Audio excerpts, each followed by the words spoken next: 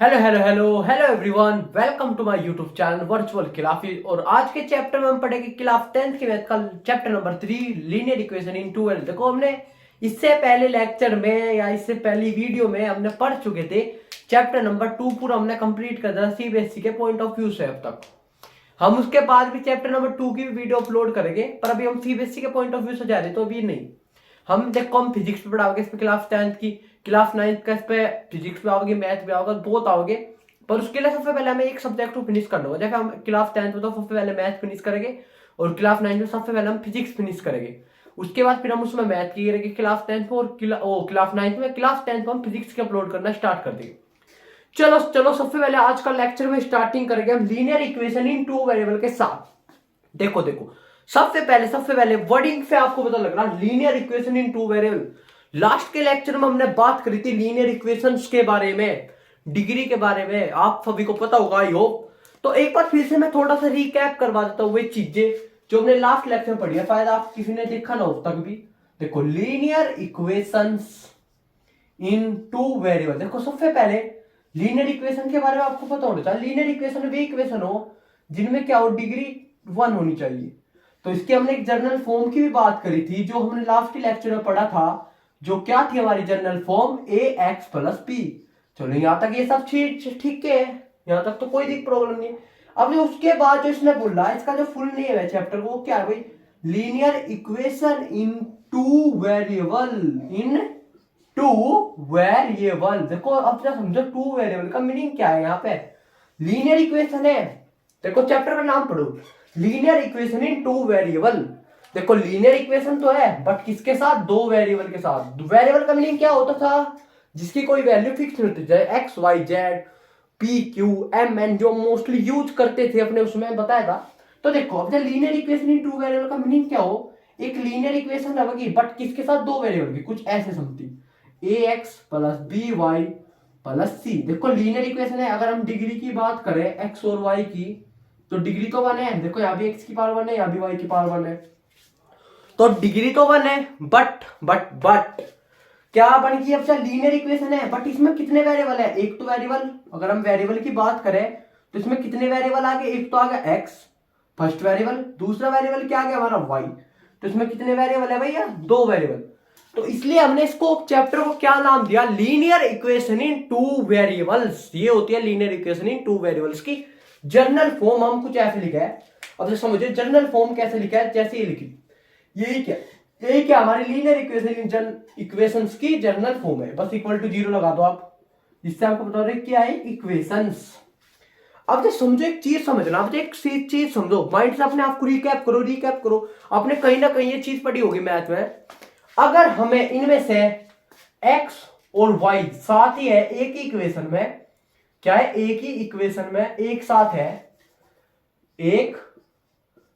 है दोनों x and y एक ही इक्वेशन में, ओनली वन इक्वेशन में, तो हमें सोल्व करने के लिए, तो एक्स वाई सोल्व हम कैसे कर पाओगे, नहीं कर सकते, हम एक इक्वेशन था। अब अगर हमें एक्स वाई की वैल्यू निकालनी, तो मिनिमम हमें 2 इक्वेशन की जरूरत होगी। अगर हमें एक्स वाई की वैल्यू निकालनी, कितनी इक्वेशन की जरूरत होगी, हमें 2 इक्वेशन की जरूरत पड़ेगी हमें, कहीं ना कहीं तक भी। अब समझो हम इसके सॉल्यूशन कैसे पढ़े, किस टाइप में इसके सॉल्यूशन हम निकाल सके। देखो, आई होप यहाँ तक कोई डाउट नहीं होगा, ये बहुत ही इजी सा था, बहुत ही मामूली सा टॉपिक था। अब तक लीनियर इक्वेशन इन 2 वेरिएबल क्या होता है समझाया अभी। अब जब हम इसके सॉल्यूशन की बात करेंगे, फिर हम इसके एनसीईआरटी बेस्ड क्वेश्चन भी डिस्कस करेंगे। एनसीईआरटी की मेरे पास बुक नहीं, तो मुझे मोबाइल में एनसीईआरटी बुक डाउनलोड करनी पड़ेगी।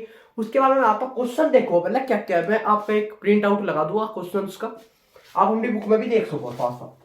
अब समझो, जो सबसे पहली चीज है इसमें, वो है भैया सॉल्यूशन। अब जब हम इसके सॉल्यूशन कैसे निकाल लेंगे, चलो सबसे पहली चीज हम देखेंगे कि हम इसके सॉल्यूशन कैसे निकाल सके, हम इसे सोल्व कैसे कर सकते हैं भैया, लीनियर इक्वेशन इन 2 वेरिएबल्स को।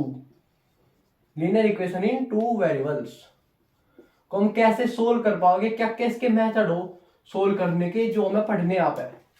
तो अब क्या समझो, लीनियर इक्वेशन को सोल्व करने के लिए मिनिमम हमें कितनी इक्वेशंस की जरूरत होगी, मिनिमम हमें 2 तो इक्वेशन हमेशा चाहिए साथ के साथ, जब हम क्या निकाल पाओगे, इसके सॉल्यूशंस। अब जैसे समझो कैसे, ये कुछ ऐसे हमें गिवन देगा जनरल फॉर्म की। अगर हम बात करें इसकी तो ये हमें कुछ ऐसे इक्वेशन गिवन देगा हमेशा। अगर वो सोल्व करवाना है किसी इक्वेशन को तो हमेशा कुछ ऐसे देगा लीनियर इक्वेशन टू वेरिएबल में। देखो a1x plus b1y plus c1, एक इक्वेशन तो ये देगा हमें फर्स्ट, और एक इक्वेशन हमें देगा वो a2x plus b2y plus c2 equal to 0। ये हमें दो इक्वेशन मिलेगी। अब हमें इन्हें सोल्व करने का तरीका देखो, अगर हमें इन दो इक्वेशन में से x और y की वैल्यू निकालनी है कभी भी अगर हमें x और y की वैल्यू निकालनी है तो हम चार मेथड पढ़े हैं इस चीज में। सबसे पहला जो मेथड आवा है सॉल्यूशन का वो आवा है ग्राफ मेथड। ग्राफ मेथड इतना इफेक्टिव नहीं है, इससे हम सिर्फ उसका अंदाजा लगा सके कि हाँ ये आंसर हो सके। दूसरा मेथड आता है भाई सब्स्टिट्यूशन। क्या आता है? सब्स्टिट्यूशन। अभी बताऊंगा क्या हो। तीसरा जो इसका मेथड आता है वो आता है भाई एलिमिनेट, कि फिर उसे बाहर निकाल देना, एलिमिनेट करना, ठीक है। जिसका फोर्थ मेथड आता है वो आता है क्रॉस मल्टीप्लीकेशन। क्रॉस मल्टीप्लीकेशन देखो, अब जब मैं सीबीएसई में बता दूं क्या क्या है। सीबीएसई में तीन मेथड है पर क्रॉस का इसमें जिक्र नहीं करते हम सीबीएसई में, पर मैं फिर भी इस चीज को पढ़ाऊंगा। क्रॉस मल्टीप्लीकेशन मेथड है इंपोर्टेंट, पर वो क्लास 11th और 12th के पॉइंट ऑफ व्यू से जब हम जी एडवांस या फिर जे मेंस की प्रिपेयरिंग लेवल पे जाते हैं, कंपटीशन लेवल पे जाते हैं, तो वहां पे ये चीज बहुत इंपोर्टेंट रोल प्ले करती है क्रॉस मल्टीप्लीकेशन में। कुछ क्वेश्चन ऐसे हो कि आप अप्रोच नहीं लगा पाते उस तरीके पे, बट वो अप्रोच यहाँ पे आके मैच कर जाओ क्रॉस मल्टीप्लीकेशन पे। आप पूरी जो मैं वहां पर कोऑर्डिनेट पढ़ोगे, पूरी ज्योमेट्री पढ़ोगे, पूरी ज्योमेट्री इसी के बेस पे अराउंड करेगी। काफी सारे क्वेश्चन है, काफी सारे कॉन्सेप्ट है जो यहाँ से निकले क्रॉस मल्टीप्लीकेशन मेथड से, वो आप पे आना चाहिए। चलो अब जो सबसे पहले हम बात करेंगे इन दो इक्वेशन के, हमने चार में पढ़े, चार तरीके से हम इनके सॉल्यूशन निकाल सके एक्स और वाई की वैल्यूज। अब जाकर हम थोड़ा सा एक अदर लेवल पे जावे इस चीज को लेकर, तो मिनिमम अगर हम इसके सॉल्यूशन निकालने स्टार्ट करें ग्राफ के मेथड से। मैं थोड़ा ग्राफ किससे बता रहा, फॉर एग्जाम्पल जैसे हमने वहां पे शायद बात नहीं करी ग्राफ के बारे में, तो अब जब मैं थोड़ा सा बात कर लू ग्राफ पे। ग्राफ क्या हो? ग्राफ हो इनके सॉल्यूशन कैसे फो कर सके हम ग्राफ से कैसे देखें।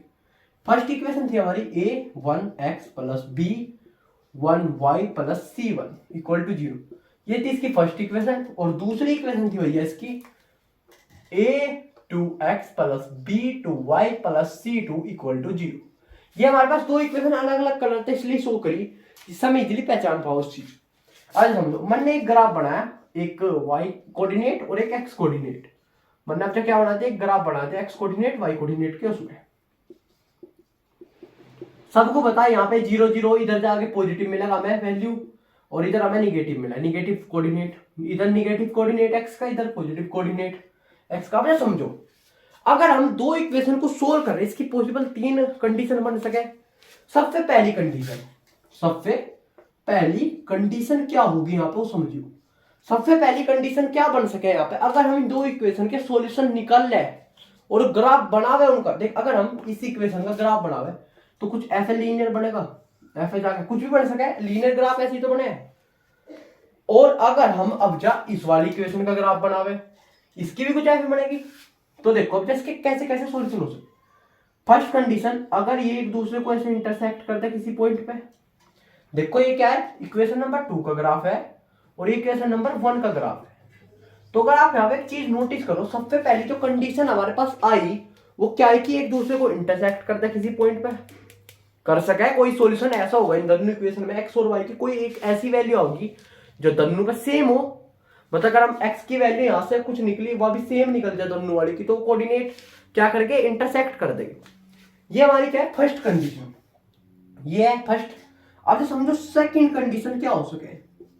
सेकंड कंडीशन ये हो सके कि जो ये दूसरी ग्राफ है, ये मतलब रेड वाला है, और जो हमारा दूसरा इक्वेशन का ग्राफ है ये इसके हमेशा पैरेलल हो जा। क्या बने जा, ये ग्राफ 2 इसके हमेशा पैरेलल हो जा। मतलब दूसरी कंडीशन क्या है, पैरेलल कंडीशन, पैरेलल हो जा दोनों आपस में। मतलब इनका कोई ऐसा एक फिक्स सॉल्यूशन ही ना है, मतलब दोनों की वैल्यू का सॉल्यूशन तो निकलेगा पर अलग अलग, किसी का एक कॉमन सॉल्यूशन नहीं आवे। और फर्स्ट क्या थी हमारी, इंटरसेक्शन। इंटरसेक्ट कर, उसमें क्या आता है देखो, एक कॉमन सॉल्यूशन निकल रहा था उनका। क्या निकल रहा था? एक कॉमन सॉल्यूशन, मतलब कॉमन थी एक वैल्यू। इसमें क्या है? No common solution. ये आपको याद रखने है। क्योंकि एक्स और वाई की वैल्यू हमेशा क्या निकालनी है? सेम निकालनी दोनों के लिए, जब भी हम क्या निकाल सके अपने आंसर। तो इसी कंडीशन को हम क्या बोलते थे? No solution. आपने सुना भी होगा शायद, टीचर ने अगर पढ़ाया है चैप्टर अब तक। थर्ड कंडीशन क्या बन सके? अब जब देखो समझो, थर्ड कंडीशन ये बन सके कि दोनों इक्वेशन के जो सॉल्यूशन है सेम आ जाए एक दूसरे के, ऐसे ऊपर लाई कर जा। ऐसी कंडीशन बन सकती है, बिल्कुल।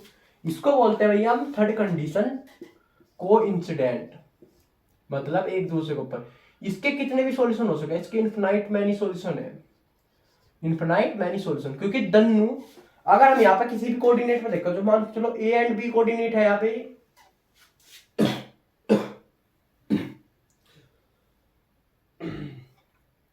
अब देखो यहाँ पे ए बी कोऑर्डिनेट है, यहाँ पे सी डी कोऑर्डिनेट है दोनों इक्वेशन के लिए।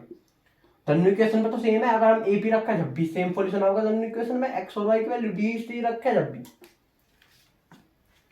आई होप यहाँ तक कोई डाउट नहीं होगा। अब जब हम देखते हैं इसके ग्राफ मेथड से हम कैसे सॉल्यूशन निकाल सके, इनकी कंडीशन पढ़ेगा। जब हमारे पास तीन कंडीशन बनी है तो हम ग्राफ के बिना कैसे देख सके।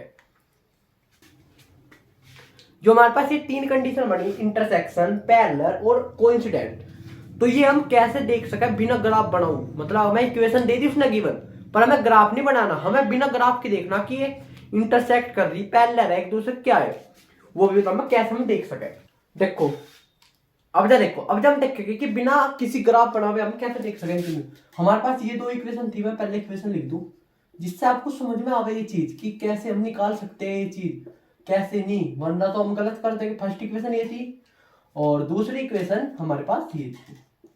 ये भी आपको समझ में आएगा क्यों हम ये ऐसे लिख के दिखा रहे, क्यों हमें ये पढ़ने की क्यों जरूरत है। अब देखो सबसे पहला केस देखो, जब हमारे ग्राफ पैरेलल थे एक दूसरे के, तो जब हम कैसे निकाल सके बिना ग्राफ बनाओ। सबसे पहले आपको रेशियो लेनी है। देखो ये रेशियो बना क्या, A1/A2, आपको ऐसे लिखना B1/B2, C1/C2, लिख लिया।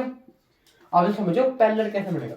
अगर A1/A2 इक्वल हो जाए B1/B2 के रेशियो के, बट B1/B2 इक्वल ना हो किसी C1/C2 के रेशियो के, तो ये क्या बन जाए? पैरेलल की कंडीशन। अब देखो इंटरसेक्शन की, आपको ऐसे लिखने A1/A2, B1/B2, C1/C2।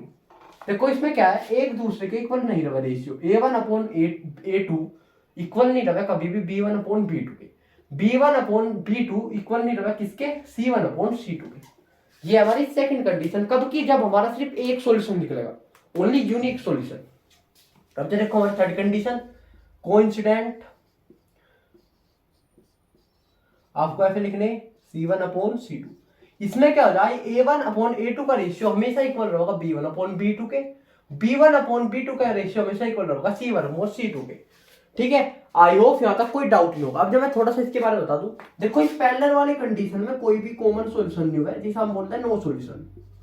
इस वाली कंडीशन में, इंटरसेक्शन वाली में, हमेशा इसका सिर्फ एक ही सॉल्यूशन निकलेगा, यूनिक सॉल्यूशन, क्योंकि सिर्फ एक्स और वाई की सिर्फ एक ही वैल्यू निकल पाएगी। और थर्ड वाली कंडीशन में इसकी इन्फिनाइट मैनी वैल्यूज हम निकाल सके, इन्फिनाइट मैनी सॉल्यूशन इसके हो गए। ये क्वेश्चन जब कोरोना टाइम था, टर्म 1 टर्म 2 बेस पे हुए थे, तो उसमें सबसे पहला क्वेश्चन जो था ना, यही आया था इस चैप्टर से। सबसे पहला कि हमें एक इक्वेशन दी थी, उसने बोला था कि इसका आंसर बताओ, इसके कितने सॉल्यूशन होंगे। तो वहां पे डायरेक्ट एक दूसरे के इक्वल थी दोनों इक्वेशन, तो वहां से हमें पता चल था इन्फिनाइट मैनी सॉल्यूशन होंगे। आई होप यहां तक कोई डाउट नहीं होगा। अब जब हम थोड़ा एक्सरसाइज बेस पर क्वेश्चन स्टार्ट करेंगे, एक्सरसाइज 3.1 ओपन करो। क्या ओपन करो? एक्सरसाइज 3.1। तो सबसे पहले उसके बेस पर हम क्वेश्चन पढ़ेंगे। मैं थोड़ा सा अपनी बुक ले लूं, फोन में से डाउनलोड करी हुई, उसके बेस पर हम यहाँ पर क्वेश्चन देखें क्या क्या क्वेश्चन हमारे से पूछे जाते हैं। एक्सरसाइज 3.1। चलो अब हम स्टार्ट करेंगे अपना क्या सॉल्यूशन स्टार्ट करेंगे 3.1। देखो आप देखोगे इसमें कोई सॉल्यूशन नहीं है, ये सिर्फ ओनली पीडीएफ है बुक की। ठीक है, कभी आप ये सोच रहे हो कि टीचर तो हमें बुक में से देख के सॉल्यूशन करवा, नहीं। सबसे पहले आप अपनी बुक ओपन करो, एक्सरसाइज करो 3.1 ओपन। 3.1 एक्सरसाइज ओपन करके सबसे पहला क्वेश्चन देखो, फर्स्ट पार्ट उसका।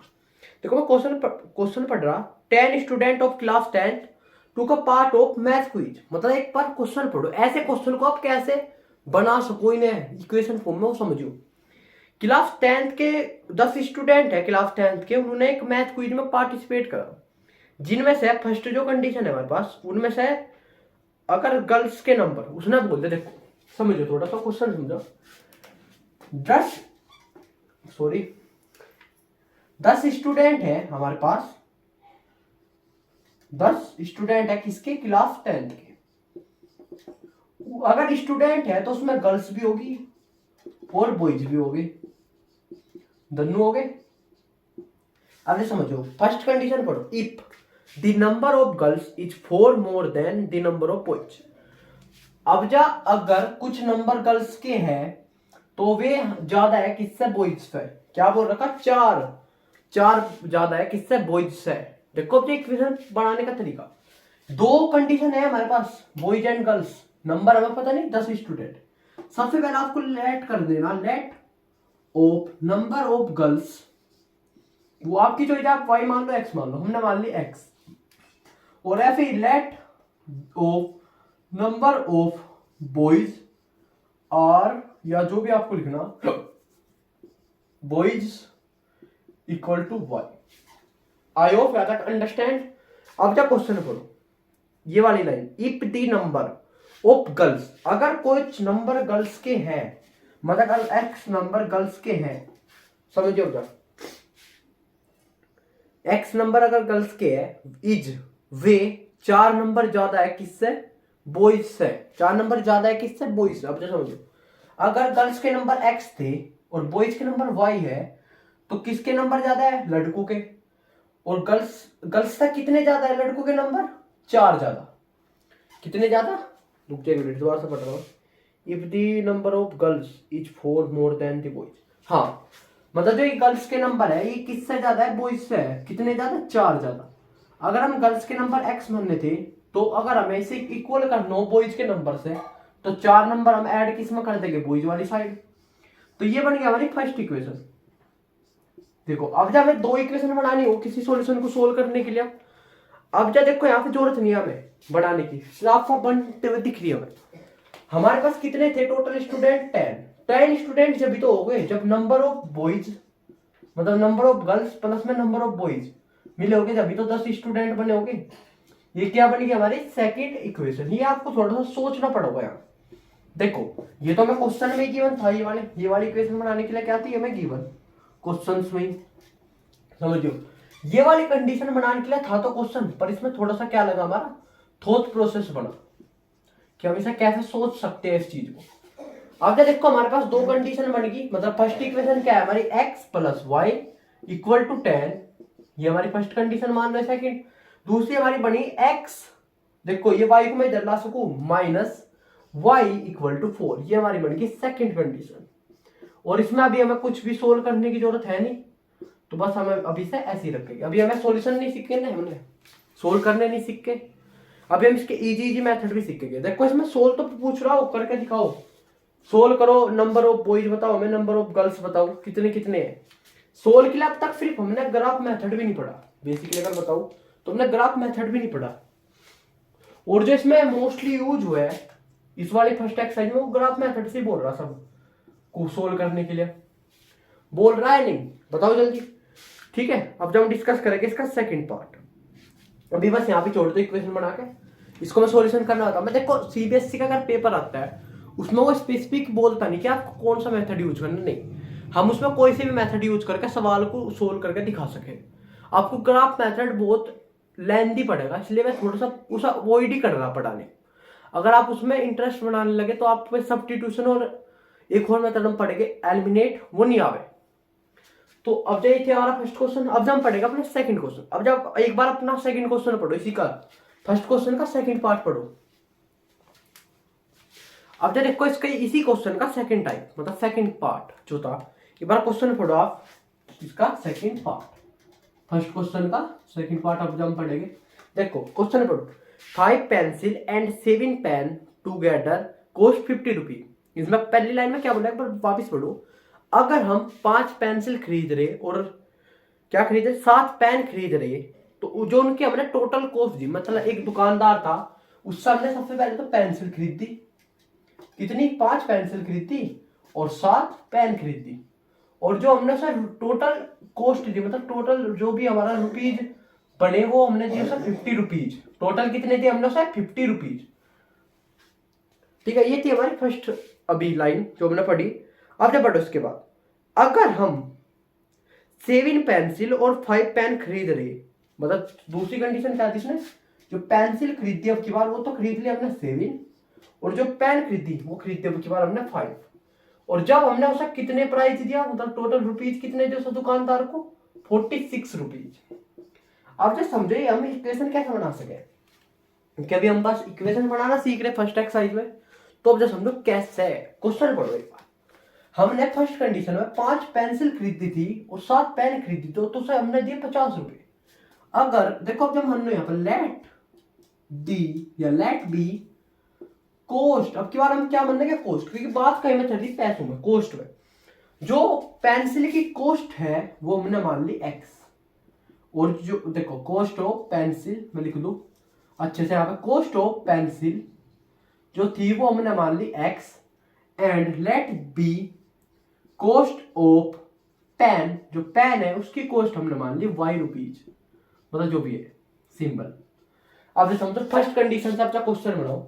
अगर हम 5 पेंसिल खरीद रहे, देखो एक पेंसिल की कीमत है एक्स कोस्ट, और 5 पेंसिल की कितनी कीमत होगी, 5 इंटू एक्स, तो क्या हो जाएगा 5x। तो देखो 5 पेंसिल की कॉस्ट कैसे निकलेगी हमारी, 5x प्लस, हमने जब 5 पेन खरीदी साथ में मिलके, मतलब 5 पेंसिल और 7 पेन की कीमत मिलके जब तो हमने 50 रुपए दिए होंगे। ये बनी गया हमारी फर्स्ट कंडीशन। आई होप यहां तक समझ में आया होगा। ये है हमारी क्या, फर्स्ट कंडीशन। अब देखो हमारी सेकंड कंडीशन। अब की बार हमने क्या करा, 7 पेंसिल खरीदी, मतलब 7 पेंसिल की cost 7x plus 5 pencil pen खरीदी जो हो जाएगी हमारी 5y कॉस्ट, और इक्वल टू हमने सर कितने रुपए दिए टोटल, 46 हमने क्या दिए सर रुपए। तो ये बन गया हमारी सेकंड कंडीशन। आई होप यहां तक कोई डाउट नहीं होगा, यहां तक सबको समझ में आ गया होगा। अभी हम इसके सॉल्यूशन भी सीखेंगे, नेक्स्ट वीडियो में सीखेंगे शायद, जब हम एक्सरसाइज 3.2 करेंगे उसमें आप सीख लोगे कि इसके हम सॉल्यूशन कैसे निकाल रहे हैं। ठीक है, आई होप यहां तक कोई डाउट नहीं होगा। ये था हमारा क्वेश्चन नंबर 1 का सेकंड टाइप। अगर इन 2 क्वेश्चन में कोई डाउट है तो आप पूछ सको कमेंट में, टाइप कर दो क्या डाउट है। अब जब हम देखेंगे क्वेश्चन नंबर 2। अब जब हम क्या डिस्कस करेंगे इसका, क्वेश्चन नंबर 2।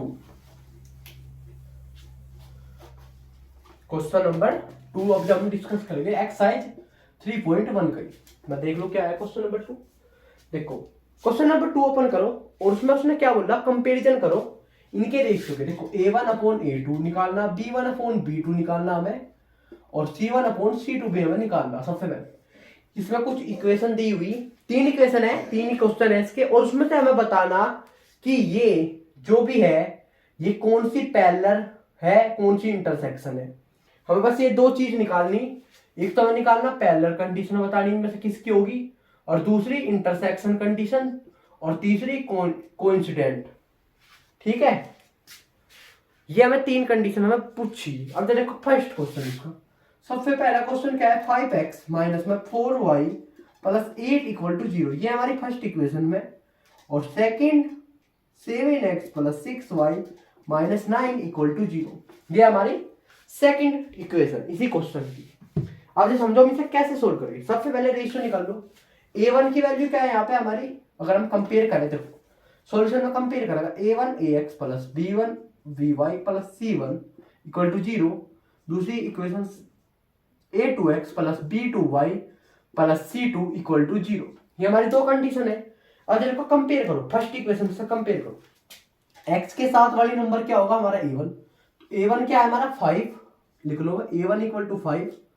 b1 क्या है हमारा y के साथ, फर्स्ट इक्वेशन जो है क्या -4, देखो यहाँ पे प्लस है, यहाँ पे क्या है माइनस, तो क्या हो जाएगा -4।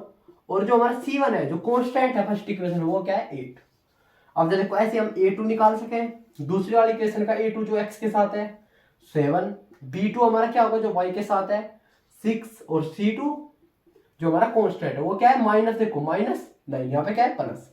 हमें वैल्यू मिल गई। अब देखो हम कंपेयर करेंगे इस चीज को, a1/a2 से, b1/b2 से, C1/C2 है। फिर हम बताओगे कि ये इक्वल है, इनके रेशियो नहीं।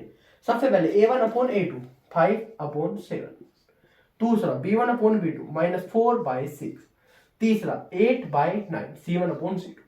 क्या ये एक दूसरे के इक्वल है? नहीं। देखो 5/7 क्या इक्वल है? नहीं। 4/6 क्या इक्वल है? नहीं। तो ये किस चीज की कंडीशन बन गई? अब देखो उसमें कोई सा भी इक्वल नहीं है, तो ये कहीं की कंडीशन है फर्स्ट क्वेश्चन में, इंटरसेक्शन की। कहीं की है? इंटरसेक्शन की कंडीशन, इंटरसेक्ट की। क्या बोल सकते? इंटरसेक्शन। तो मतलब इन दो इक्वेशन का जो सॉल्यूशन होगा वो क्या होगा? यूनिक सॉल्यूशन, मतलब एक ही इनकी वैल्यू आओगी निकल के। आई होप यहाँ तो कोई डाउट नहीं होगा। ये था हमारा फर्स्ट पार्ट, सेकंड क्वेश्चन। अब जब हम देखेंगे इसका सेकंड पार्ट। अब देखो सेकंड पार्ट क्या है इस क्वेश्चन का। क्वेश्चन की इक्वेशन देखो, खुद सोल्व करके बताओ क्या है उसका आंसर, कमेंट में जल्दी। अब देखो हमारा सेकंड टाइप इसमें, मतलब सेकंड क्वेश्चन है ये, क्वेश्चन नंबर 2 का सेकंड पार्ट।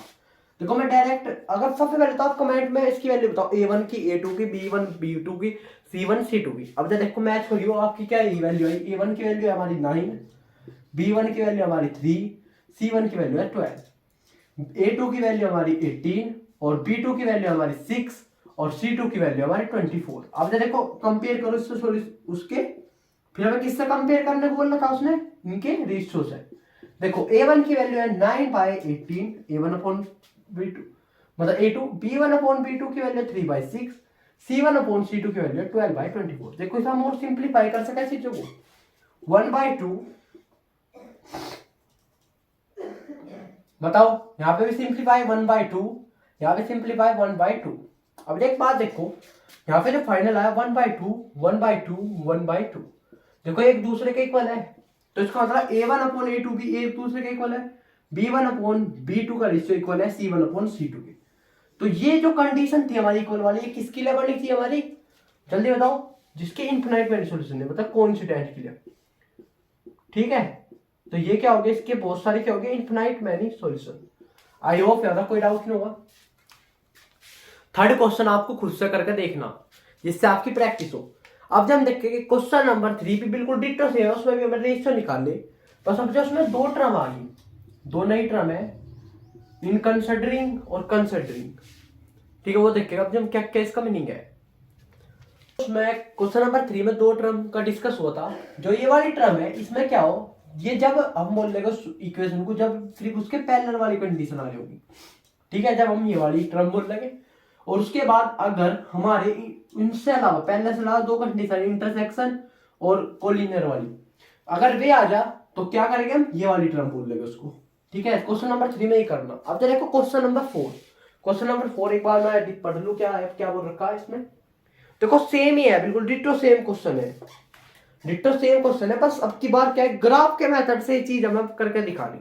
अब जब आप ग्राफ मेथड भी सीख रहे हो सोल्व करना। ठीक है, चलो मैं एक क्वेश्चन करके दिखाऊंगा क्वेश्चन नंबर 4 के ग्राफ पे, फिर आपको एक खुद से सोल्व करके देखना। देखो अब फोर्थ क्वेश्चन का फर्स्ट टाइप में लिख लूं पहले, फिर हम इसका डिस्कस करेंगे।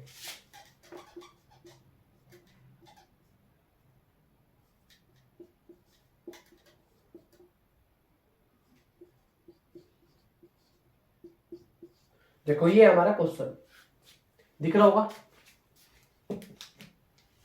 दिख रहा होगा ये क्वेश्चन।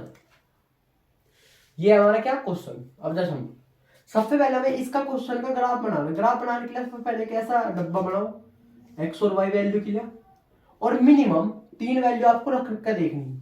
सबसे पहली वैल्यू आता है हमेशा 0 रख के देखो। अगर हम x को 0 रख दें तो y क्या होगा? देखो 0 रखो x को, 0 प्लस y इक्वल टू 5। तो इसका मतलब क्या है? y की वैल्यू 5 आ गई। अब जब देखो दूसरी बार y को 0 रख दो, अब की बार y को 0 रख तो x की वैल्यू क्या होगी? 5। तीसरी कंडीशन में आप x की वैल्यू अगर 1 रख दी, x की वैल्यू तीसरी कंडीशन में 1 रख के देखो, 1 प्लस y इक्वल टू 5। तो यहां से क्या देगा? y इक्वल टू 4, क्योंकि 1 उधर जाएगा माइनस हो जाएगा, तो y की वैल्यू होगी 4। ये हमारे ग्राफ के कोऑर्डिनेट मिल गए हमें। फर्स्ट कोऑर्डिनेट हमारा 0,5, दूसरा कोऑर्डिनेट हमारा 5,0 और तीसरा कोऑर्डिनेट हमारा 1,4। ये हमें क्या करने? ग्राफ में शो। ये हमारी फर्स्ट इक्वेशन की। अब समझो अब जस्ट सेकंड इक्वेशन के लिए कैसे करेंगे। बिल्कुल डिट्टो सेम कंसेप्ट। हम एक्स वाई के लिए क्या बनाओगे? डब्बा डब्बे में हमें मिनिमम 3 वैल्यू नहीं रख के देखनी है, एक्स एंड वाई ऐसे रख लो आप। अब इधर समझो, सबसे पहले हमें वाई को अगर हम 0 रखते हैं तो क्या आंसर आएगा, देखो ये 0, ये वाली वैल्यू 0, ये क्या बचा 2y equal to 10, 2y equal to 10। तो यहाँ से y की इक्वल क्या होगी 5, क्योंकि ये डिवाइड में चला जाएगा इधर ऐसे, देखो ये मल्टीप्लाई में डिवाइड में चला गया और यहाँ पे क्या आ गया इक्वल टू 5 आ गया, ये पता लग गया। अब की बार y की वैल्यू 0 रख के देखो, y 0 हुआ तो जब क्या बचेगा यहाँ पे 2x इक्वल टू 10, यहाँ पे x की वैल्यू फिर से 5 आ गई, समझ अब जा। अगला कंडीशन, अगर हम x की वैल्यू 1 रखते हैं तो यहाँ पे क्या होता है 2 multiply 1 plus 2y equal to 10, 2 plus 2y equal to 10, ये क्या हो जाएगा 2y इक्वल टू 8। देखो ये उधर जाके क्या हो जाएगा माइनस y के इक्वल आ जाएगा यहाँ से 4, क्योंकि डिवाइड में चला जाएगा 8/2 4।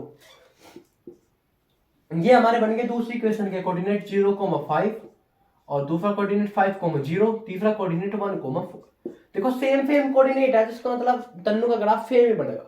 तो अब जब ग्राफ बनाना स्टार्ट करो, क्या करो अब जब ग्राफ बनाना स्टार्ट करो। देखो एक मैं ग्राफ बना रहा, इधर एक छोटा सा ग्राफ में बना के दिखा रहा, आपको y कोऑर्डिनेट लिखना, ऐसे x कोऑर्डिनेट की मैक्सिमम वैल्यू देख लो, इसमें क्या है 5, तो आपको 5 ले जाना, 1 2 3 ऐसे सेम, मतलब उसमें 4 और 5 ये हमारा। अब जब देखो y कोऑर्डिनेट में सबसे मैक्सिमम वैल्यू कब गई, जो क्या है हमारी y में भी 5 है।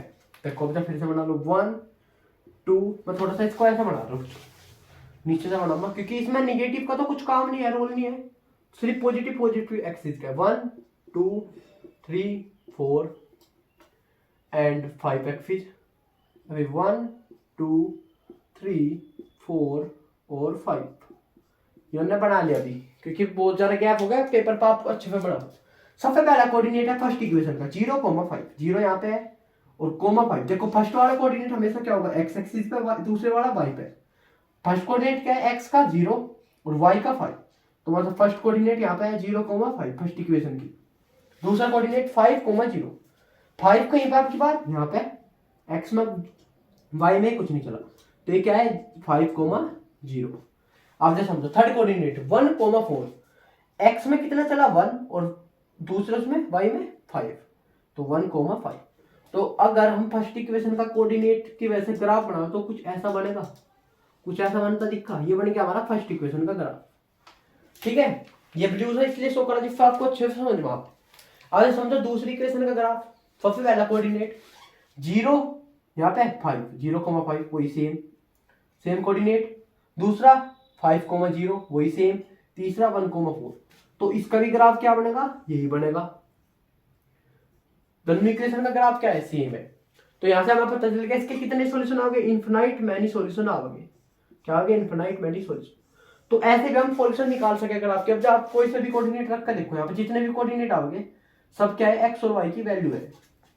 आई होप आप तक ग्राफ मेथड पे आ गया होगा सोल्व करना। एक और इसका क्वेश्चन करके दिखाऊंगा मैं, देखो जो आपको लगा है कि हार्ड लग रहा होगा दिखने में, वाला मैं सोल्व करके दिखा रहा। देखो फोर्थ वाले में सबसे हार्ड जो आपको लग रहा होगा वो लग रहा होगा फोर्थ क्वेश्चन, फोर्थ या थर्ड, इनमें से कोई सा मैं एक समझा रहा जिससे आपको समझ में आ जाए। अब जब देखो इन इक्वेशन को, अब जब देखो इस इक्वेशन को कैसे सोल्व करेंगे, क्वेश्चन नंबर 4, मतलब फोर्थ का फोर्थ ही पार्ट। सबसे पहले इसको सिंप्लीफाई कर लो, 2x - 2y इक्वल टू हम ऐसे लिख सके ऐसे 2, और इसको भी सिंप्लीफाई करो, इसको क्या लिख सके 4x - 4y इक्वल टू 5, ऐसा हम लिख सके सॉल्यूशन निकालने के लिए।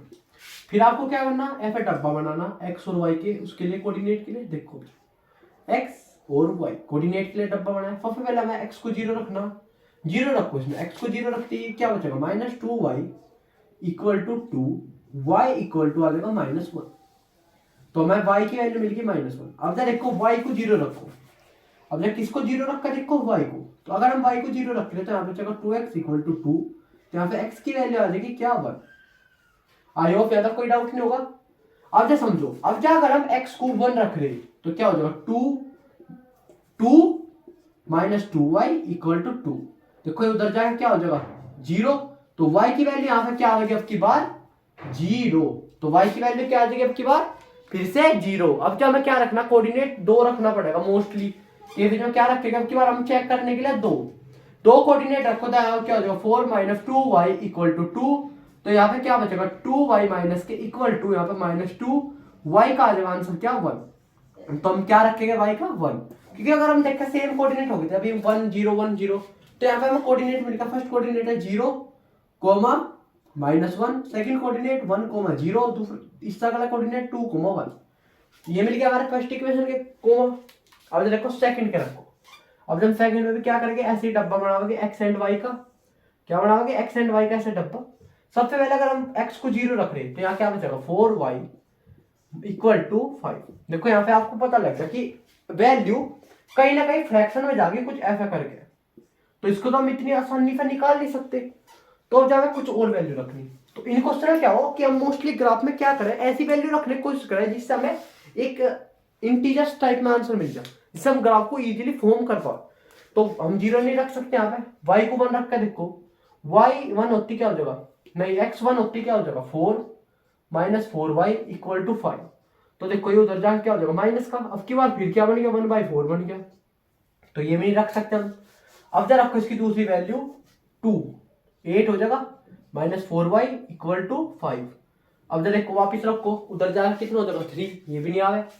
अब जब 3 रख कर देखो 12, जब भी नहीं आवे। तो यहाँ पे हमें वैल्यू कुछ ऐसी रखनी पड़ेगी जिससे क्या निकल जाए आंसर हमारा एक वैल्यू में निकल जाए, फिक्स एक वैल्यू। तो यहाँ पे x की क्या वैल्यू रखे जिससे हमारा ये आंसर डेसिमल में ना के इंटीजर्स में आ जाए y की वैल्यू। तो सोचो, थोड़ा सोचना पड़ेगा इस चीज में, हमें 3 वैल्यू फिर रखनी पड़ेगी। 10 रख के देखो एक बार, 10 रख के देखो 40 माइनस 45, ये भी नहीं हो सकता। 4 रखो 16 माइनस 15 11 नहीं हो सकता।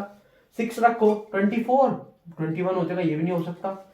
सोचो क्या रख सके हम यहाँ 7 नहीं रख सकते। 7 रख कर देखो एक बार, 7 28 माइनस 23 हो जाएगा, नहीं। 36 भी नहीं हो सकता। तो इसका थोड़ा बहुत आगे जाकर आंसर है। इसका सॉल्यूशन देखियो आप एनसीईआरटी में, तो उसके सॉल्यूशन भी अगर देखोगे सॉल्यूशन ऐप पे तो यहाँ पे बहुत बड़ा नंबर मिलेगा आपको, शायद 20 12 या 13 कुछ ऐसे ही आंसर मिलेंगे, फिर ऐसे इसमें बढ़ते जा रहे हैं। ठीक है, तो यहाँ से हमें ग्राफ तो मिलेगा, पर इसका एक ग्राफ बहुत बड़ा बन रहा है। तो इसलिए क्या था कि मैं अवॉइड कर रहा था ग्राफ मेथड को, क्योंकि क्या हो काफी बार इसकी वैल्यू नहीं निकल पाती, फ्रैक्शन मान स्टार्ट हो जा, तो वहां से हम एक ग्राफ नहीं बना सकते अच्छे से इतना आराम से। ठीक है, ये था हमारा फोर्थ क्वेश्चन। एक बार सोल्व करके देखिए उसे खुद से, कोई ऐसी वैल्यू जो उसकी सॉल्यूशन को सेटिस्फाई कर रही हो, वाई को एक फ्रैक्शन में ना लाके एक इंटीजर्स में ला दे। अब देखो फिफ्थ क्वेश्चन समझो। अब समझो फिफ्थ क्वेश्चन बहुत ही अच्छा है, और इससे आपको एक और टाइप की इक्वेशन बनानी आ जाएगी। एक वर्ड प्रोग्राम पे इक्वेशन कैसे बनेगी। सबसे पहले आपको फिफ्थ क्वेश्चन आपको पढ़ना पड़ेगा खुद से। आप खुद से उसको पढ़ के देखो एक बार। फिफ्थ क्वेश्चन को क्या करो, पढ़ के देखो। Half the parameter of rectangle garden. देखो अब जो समझो क्या बोल रहा है हमारा क्वेश्चन नंबर 5 में। ये क्या बोलने की कोशिश कर रहा है, एक रेक्टेंगल हमारे पास क्या है, गार्डन है, ऐसे समझो। जब हाफ द पैरामीटर ऑफ, चलो ये बात यहाँ पे इसने एंड कर दिया। अभी इसके बाद इसने कुछ नहीं बोला। इसके बाद इसने एक चीज बोल दी, जो इसकी लेंथ है, जो यहाँ पे इसकी लेंथ थी, length is 4 more than width. मतलब जो इसकी चौड़ाई थी उससे जो लेंथ है वो 4 गुना है। मतलब 4 गुना नहीं, मतलब 4 ज्यादा है, 4 मीटर ज्यादा है। मतलब अगर हम इसकी लेंथ को x मान रहे और इसकी ब्रेथ को y, तो यहाँ से एक इक्वेशन हमें पता लग सके, जो ये लेंथ है कितना ज्यादा बड़ा है इससे 4, किससे उसकी चौड़ाई है, तो y प्लस 4 हो जाएगा। यहाँ से बन गया हमारे फर्स्ट इक्वेशन। कुछ याद आया फर्स्ट क्वेश्चन में ऐसी कुछ इक्वेशन थी। अब जो समझो, जो ये यहाँ पे लिख रहा है इट्स 36, जो ये लाइन यहाँ पे कोमा के बाद खत्म होगी थी और कोमा के बाद दोबारा से स्टार्ट हुई, तो ये उसका ही है। जो इसका हाफ पैरामीटर है, देखो पैरामीटर का फॉर्मूला ये हो रेक्टेंगल का, और इसके हाफ का क्या हो जाएगा, ये हो जाएगा हाफ पैरामीटर। और जो वो है वो क्या देखा इसने 36 मीटर। तो यहाँ पे लेंथ और ब्रेथ कितना है हमारा, length x plus y equal to 36। ये क्या है हमारा हाफ पैरामीटर। ये बन गया हमारी सेकंड इक्वेशन। ये कुछ इस टाइप का क्वेश्चन सोल्व है। देखो हमें फर्स्ट इक्वेशन पता लगी x minus y equal to 4, और दूसरी equation x plus y equal to 36। अभी हम इसके सॉल्यूशन करने सीखेंगे जिससे हम आसानी से सॉल्यूशन हम इसके कर पाए। ठीक है, क्वेश्चन नंबर 6 कुछ नहीं है, इसमें आपको बस चेक कर एक ऐसी इक्वेशन बनानी देखो क्वेश्चन नंबर 6 में एक इक्वेशन उसने खुद से गिवन दे रखी, दूसरी हमें खुद से बनानी जिससे कि कंडीशन सेंटिफाई करना। सबसे पहले इंटरसेक्शन वाली लाइन बन जा, मतलब A2 की वैल्यू इससे अलग ही रखियो, B2 की भी इससे अलग ही रखियो और C2 की भी अलग ही रखियो, जिससे एक दूसरे से मैच ना कर पाए। ठीक है, पैरेलल में क्या हो, एक दूसरे A1 अपॉन A2 का रेशियो से मैच करवा दो B1 B2 के साथ, और C1 अपॉन C2 का रेशियो अनमैच करवा दियो B1 अपॉन B2 के साथ। ठीक है, को में क्या होगा, तीनों क्या हो जाएगी, इक्वल हो जाएंगे। अब जो समझो 7th क्वेश्चन बहुत ईजी है, दो इक्वेशन है, इनके ग्राफ बनाने, बस सिंपल ही है। ग्राफ बनाकर उसमें देखना कि ट्रायंगल शेप बनी या नहीं। जब ग्राफ बन चुके तो ट्रायंगल शेप में बनेगा, तो उस ट्रायंगल शेप को आपको शेड करना, बस सिंपल है। ये थी हमारी भाई एक्सरसाइज 3.1 भी अपना कंप्लीट कर ली, इसके कंसेप्ट पढ़ लिया। अब जब हम नेक्स्ट लेक्चर में करेंगे इसकी कंसेप्ट नंबर 2 सब्स्टिट्यूशन मेथड और उसके सभी क्वेश्चंस जो है 3.2 एक्सरसाइज में। अगर ये लेक्चर आपको अच्छा लगा तो लाइक सब्सक्राइब और शेयर जरूर कर दे अपने फ्रेंड को जो भी अब 9th क्लास में आया। तो मिलते हैं अब नेक्स्ट लेक्चर में, तब तक के लिए bye bye, thanks for watching.